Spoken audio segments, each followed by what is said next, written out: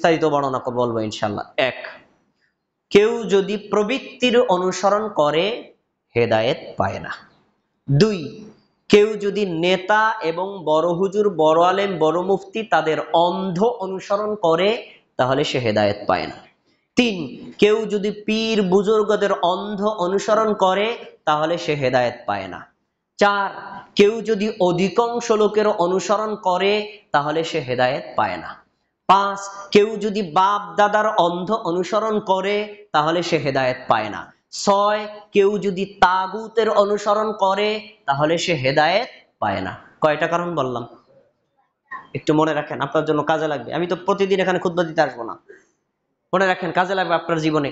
এক নম্বর হলো কি, প্রবৃত্তির অনুসরণ করতে পারবেন না। এখন প্রবৃত্তিটা কি? প্রবৃত্তি মানে আমার মনে যা চায় আমি তাই করলাম। হ্যাঁ হ্যাঁ হ্যাঁ, দিচ্ছি দিচ্ছি। আমার মনে যা চায় আমি তাই করলাম, মনে যা চায়। মানে এইটা কি কোরআনে আছে না নাই, হাদিসে আছে না নাই, ইসলামকে অনুমোদন করে না না করে, এগুলোর কোনো বিবেচনা নাই। আমার যেটা ভালো লাগে ওটা করলাম, ভালো লাগে না করলাম না।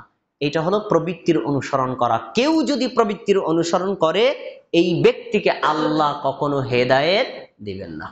এবার দলিল নেন, সূরা সদ 26 নম্বর আয়াত করেন। আল্লাহ কি বলছেন? ওয়ালা তাত্তাবিউল হাওয়া ফায়ুদিল্লাকা আন সাবিলিল্লাহ।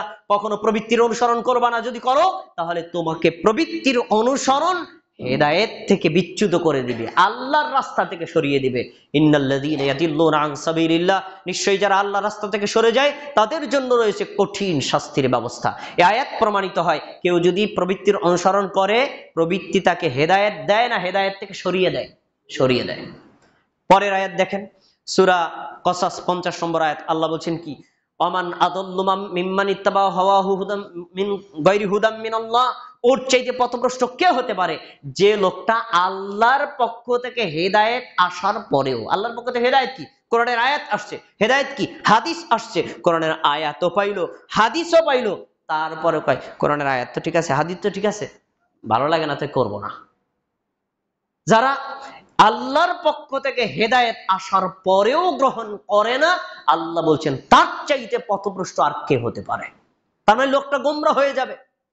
এরপরে আরেকটা আয়াত দেখেন, সূরা জাসিয়া 23 নম্বর আয়াত। আল্লাহ বলছেন কি? আরো কঠিন কথা, তুমি কি ওই লোকটাকে দেখেছো? আরাআইতা মান ইত্তাখাযা ইলাহাহু হাওয়া। ওই লোকটাকে দেখেছো যেই লোকটা তার প্রবৃত্তিকে রব বানিয়ে নিয়েছে, আল্লাহ বানিয়ে নিয়েছে। প্রবৃত্তিকে আল্লাহ বানানো মানে কি? আল্লাহ কোরআনে বলেছে একরকম, সে কোরআনের কথা না মান্য মন মতো আমল করে, তাহলে আল্লাহর চাইতে সে মনটাকে বেশি অগ্রাধিকার দিল, তাহলে আল্লাহ বানানো হয়ে গেল। এই কাজটা যারা করে, আল্লাহ বলছেন ওয়া আদাল্লাহুল্লাহু আলা ইলমিন, আল্লাহ তার জ্ঞানের উপর মোহর মেরে দেন। ওয়া খাতামা আলা সামিহি ওয়া কলবিহি, আল্লাহ তার চোখের উপর মোহর মেরে দেন, অন্তরের উপর মোহর মেরে দেন। ওয়া জাআলা আলা বাসারিহি গিশাওয়াতান, এবং তার চোখের উপর পর্দা ফেলে দেন, আর তার দৃষ্টি শক্তি এবং শ্রবণ শক্তির উপর মোহর মেরে দেন।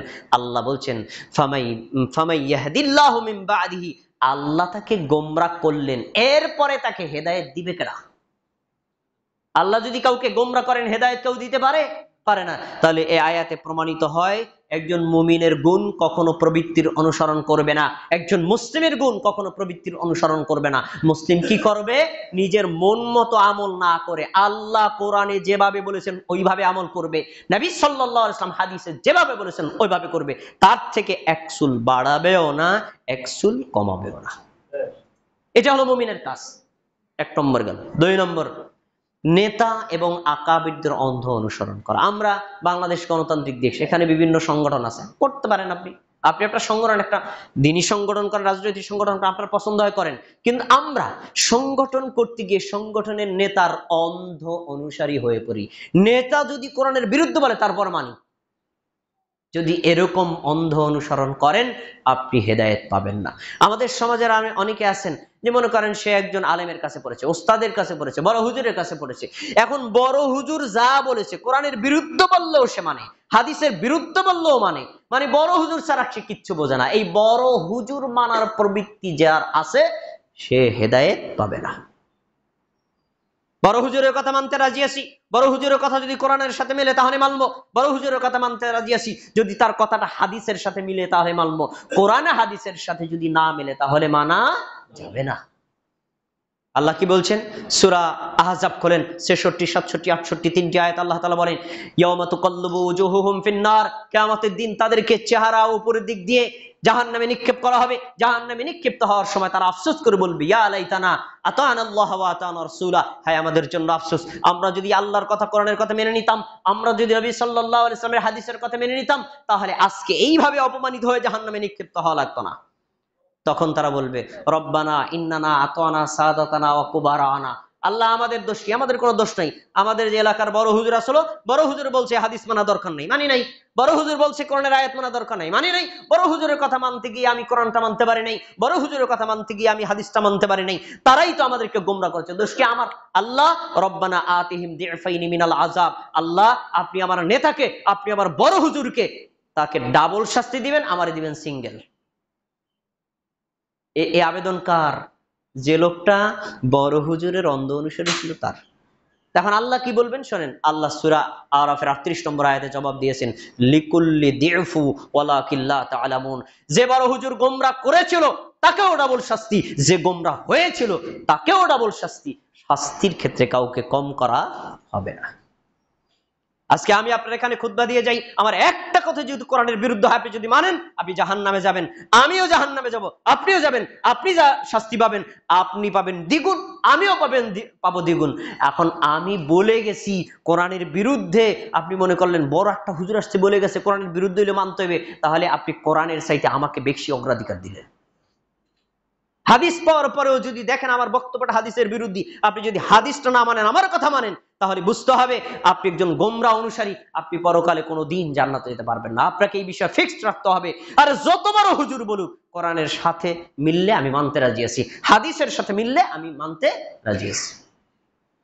তাহলে আমরা এখান থেকে একটা শিক্ষা নিলাম যে কোন নেতা, কোন বড় হুজুর, কোন বড় মুফতি, কোন বড় মাওলানার কথা যদি কোরআন হাদিসের বিরুদ্ধে হয়, তার কথা মানা যাবে না। আর যদি কোরআন হাদিসের অনুযায়ী হয়, আমরা মানতে রাজি আছি তো ইনশাআল্লাহ।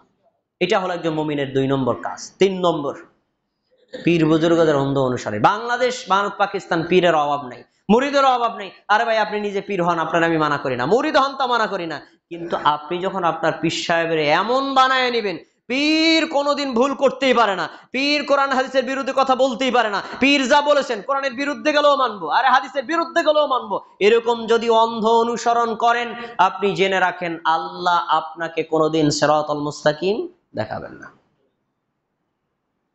বলেন আল্লাহ তাআলা কি বলেছেন? সূরা আরাফ 3 নম্বর আয়াত আল্লাহ বলেছেন, ইত্তাবিউ মা উনজিলা ইলাইকুম মির রাব্বিকুম ওয়া লা তাত্তাবিউ মিন দুনিহি আউলিয়া।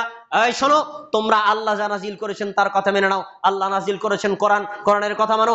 আল্লাহ নাজিল করেছেন কোরআনের ব্যাখ্যা হাদিস, হাদিস মেনে নাও। আর কোরআন হাদিস বাদ দিয়ে, আল্লাহ যা নাজিল করেছেন তা বাদ দিয়ে তোমরা তোমাদের ওলিয়া আউলিয়াদের অনুসরণ করো না। এ কথা কার? আমার। বলেন সূরা আরাফে 3 নম্বর আয়াত, এখনো তো আয়াত এভাবেই আছে। তাহলে আল্লাহ বলছেন যে পীর বুজুর্গ হোক আর আলেম ওলামা হোক আর যেই বলুক, সে যদি কোরআন হাদিসের বিরুদ্ধে বলে তার কথা মানা যাবে না, আর যদি কোরআন হাদিস অনুযায়ী বলে তাহলে মানা যাবে। কিন্তু আপনার প্রশ্ন থাকতে পারে, আলেম ওলামা কি কোরআন হাদিসের বিরুদ্ধে বলতে পারে? হ্যাঁ বলতে পারে, কি কয়? এটা আল্লাহ কোরআনে উল্লেখ করেছেন।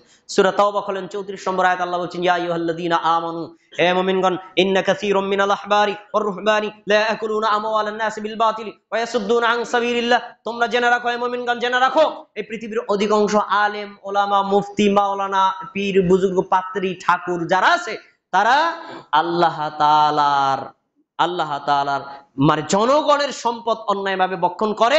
আর এই লোকেরাই, মানে এই আলেম ওলামাই, এই পীর বুজুর্গরাই আবার জনগণকে আল্লাহর রাস্তা থেকে ফিরিয়ে রাখে। কিভাবে ফিরিয়ে রাখে? আপনি রমজান মাসে আপনার আমার কাছে আসছেন, আসার পরে বলবেন যে আমি 1 খতম কোরআন খতম দিব, আপনারা 500 টাকা দিয়ে গেলাম, আমার বাবার কবরে বক্সায় দিয়ে। আমি পকেটে টাকাটা রেখে দিলাম, আচ্ছা ঠিক আছে। কিন্তু আমি তো আপনার এই কথা বলে দিতে পারতাম, ভাই রমজান মাস আসছে, আপনি আপনার নিজের কোরআন তেলাওয়াত করবেন, কোরআন তেলাওয়াত করার পরে আপনি নিজের বাবার জন্য দোয়া করবেন। আমাকে বলে গেছেন না? হ্যাঁ আমি অবশ্যই দোয়া করব, কিন্তু আমি কোরআন তেলাওয়াত করলে আপনার বাবার কোনো উপকার হবে না, বরং আপনি আমার কাছে দোয়া চাইতে এসেছেন, আমি তার জন্য দোয়া করে দিব। ভাই একটা সঠিক জিনিস শিখে গেল, কিন্তু আমি সেই সঠিক জিনিসটা শিক্ষা না দিয়া পকেটে কিছু রেখে দিলাম। এইভাবে জনগণকে মানুষ অন্যায় কাজ থেকে যে বিরয় রাখবে সেটা না রাখা আল্লাহর রাস্তা থেকে মানুষ ফিরায় রাখে, এরকম আলেম ওলামা কি নাই? আছে। আল্লাহ তাদের ব্যাপারে বলেছেন, এজন্য কোন পীর বুজুর্গদের, আলেম ওলামাদের অন্ধ অনুসরণ করা যাবে না। অন্ধ অনুসরণ করার মতো যোগ্য ব্যক্তি একজন, তার নাম মুহাম্মদ সাল্লাল্লাহু আলাইহি ওয়াসাল্লাম। তিনি যা বলেছেন তা মানতে বাধ্য, তিনি যা করেছেন তা করতে বাধ্য, আপনার পছন্দ হোক অথবা নাই হোক।